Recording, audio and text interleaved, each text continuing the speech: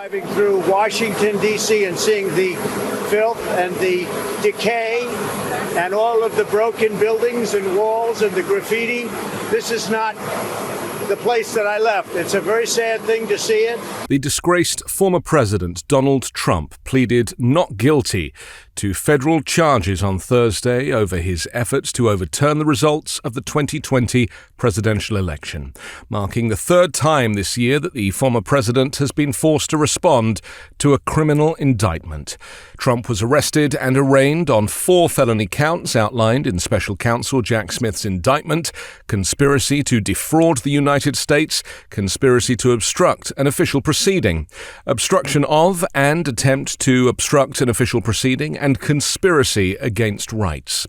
The arraignment came 2 days after Smith's office filed its indictment, accusing Trump of executing a criminal scheme to remain in office even after it became clear that he'd fairly lost the 2020 presidential election to Joe Biden.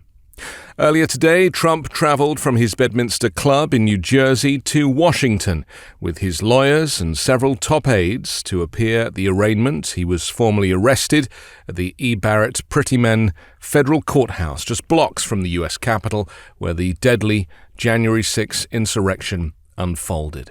And the coverage of Trump's arrival, him flying on his Boeing 757 in Trump colors, arriving at the airport, the landing of the aircraft was covered by the mainstream media. This heat on this guy was incredible. And my concern is that, criminals shouldn't get this type of attention. Despite the fact that he's a former president, he has pretty much proven that he is not a patriot. He's not somebody that cares about the country, only cares about himself.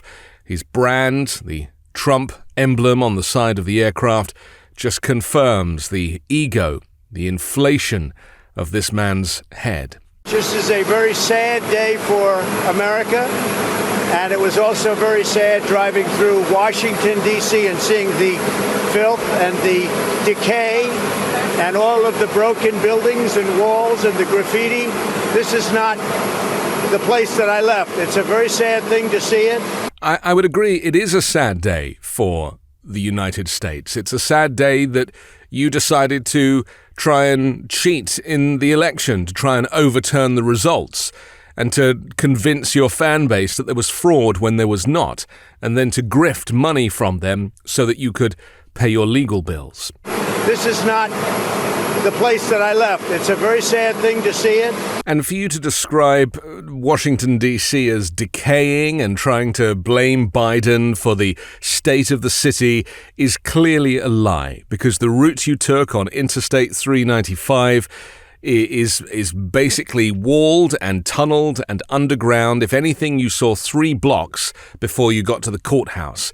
And, find me a metropolis that doesn't have graffiti. That's not the point. The point is not what it looks like, but what it feels like. And trust me, the people in DC are thrilled that you are not the president anymore. They are thrilled that they don't have to put up with the National Guard on the street and people fighting for their rights because you are an autocratic and dictatorial president. And it was also very sad driving through Washington, D.C. and seeing the filth and the decay. It's surprising to me, and probably surprising to everybody else, that the first thing you want to talk about after you've been arrested is the fact that the city is not looking as pristine as you would have liked. I mean, that is just plain weird. But, we've come to expect this from you, somebody who thinks completely different to everybody else in a very insular and self-absorbed way. And it would have been so much nicer if you'd have just accepted the fact that you lost all your 60 court cases trying to find out if there was election fraud. You've been told by multiple senior officials, both whilst you were president and since, that the election was not stolen. The nicest thing to do for the sake of the country, if you were a true patriot, is to say, yes, I screwed up.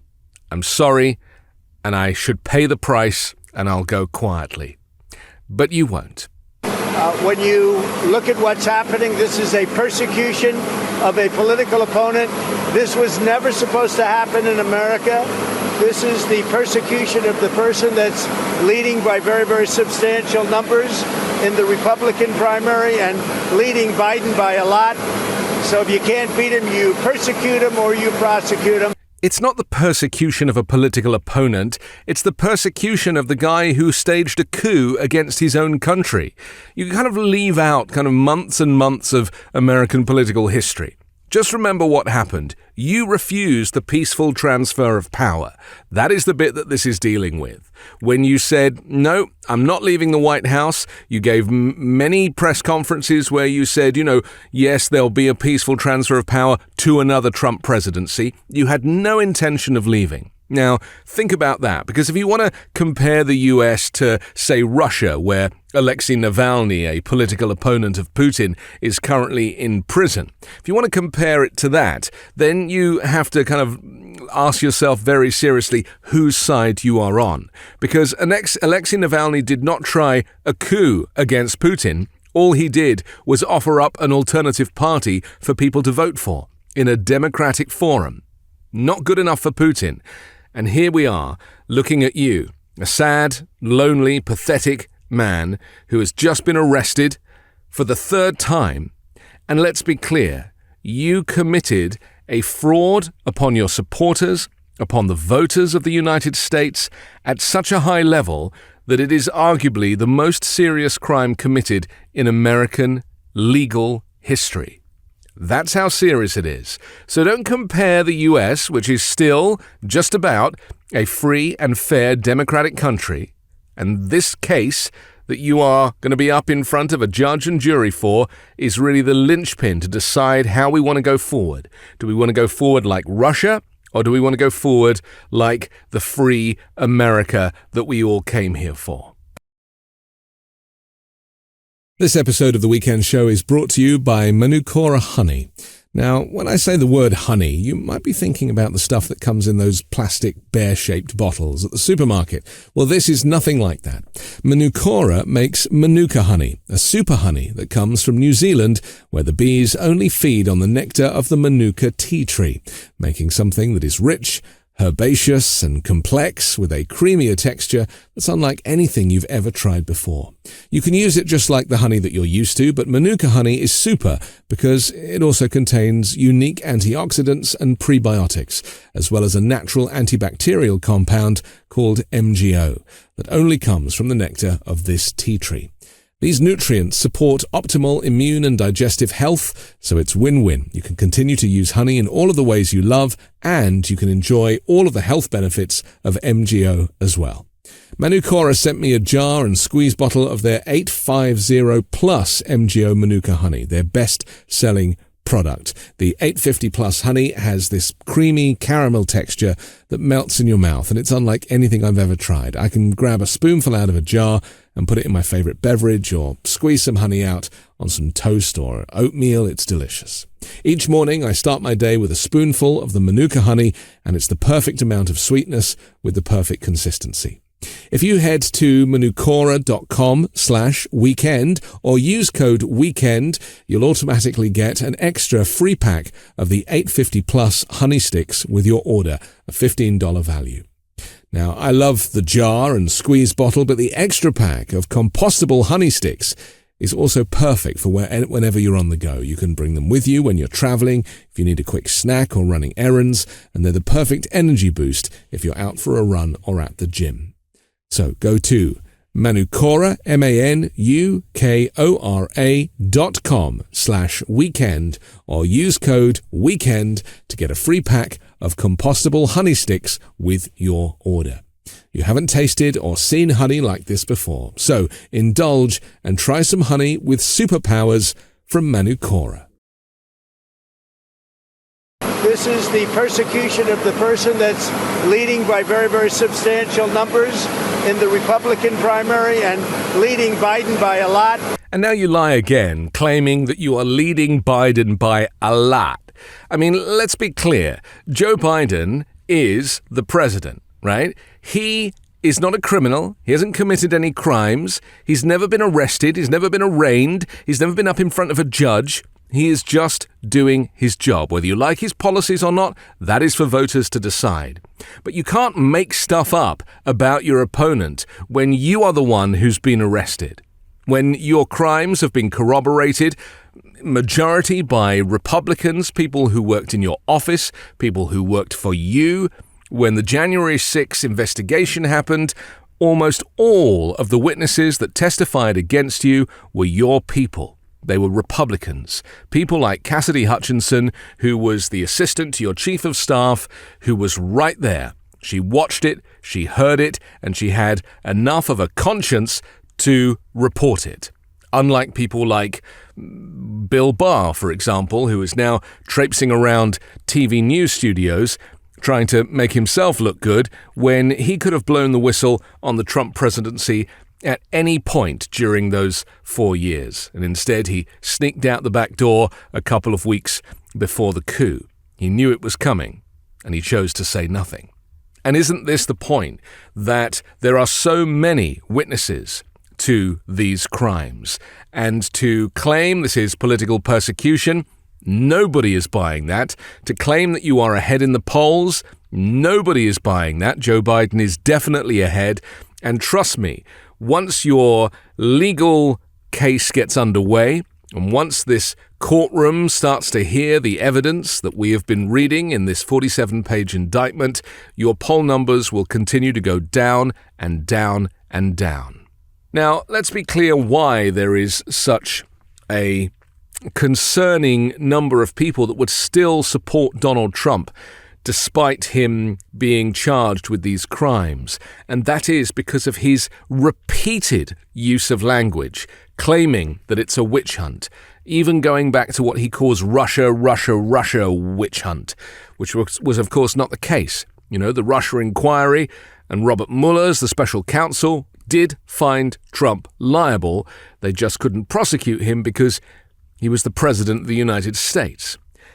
If you took the time to read the Russia document, you'll see that Trump does not come off very well. And so he managed, through Bill Barr yet again, to convince people that he was innocent of colluding with Russia.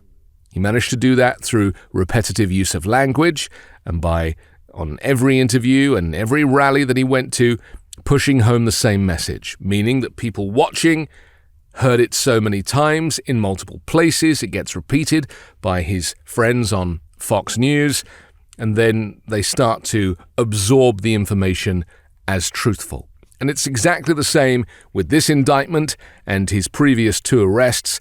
He just repeats the language that this is a witch hunt, that this is political persecution. And as we know through study of Adolf Hitler's use of language, if you say it enough times, eventually people start to absorb this information and then they forget who provided it. They forget that Donald Trump is the one that implanted these things into their minds. It's brainwashing. It's mind control. It's undue influence. And so America is the worse off for it because the pillars of democracy, the FBI, Department of Justice, the executive branch, they all rely on us trusting the system. And when somebody as criminal as Donald Trump gets in the White House, he cares nothing for these institutions, and consequently he starts his plan to kind of bring them down. And that is why so many people in this Reuters Ipsos poll come out and say they would still support him, because he has devalued the Justice Department. He has devalued the work of Robert Mueller and the work of Special Prosecutor Jack Smith. And by doing that, if you say it enough times, eventually people start to think it's true. But it's not. It's all a lie. It's all propaganda. And Donald Trump will be eating his words when he gets up in front of the judge and the jury that, with this much evidence, are very likely to convict him of these crimes. So if you can't beat him, you persecute him or you prosecute him. We can't let this happen in America. Thank you very much. And if you don't want things like this to happen in the United States of America, then don't commit the crimes. I'm Anthony Davis. You can hear me every day on the 5-Minute News podcast, on Wednesdays on MAGA Uncovered, and on Sundays hosting The Weekend Show with MeidasTouch. Hey Midas Mighty, love this report? Continue the conversation by following us on Instagram @MeidasTouch to keep up with the most important news of the day. What are you waiting for? Follow us now.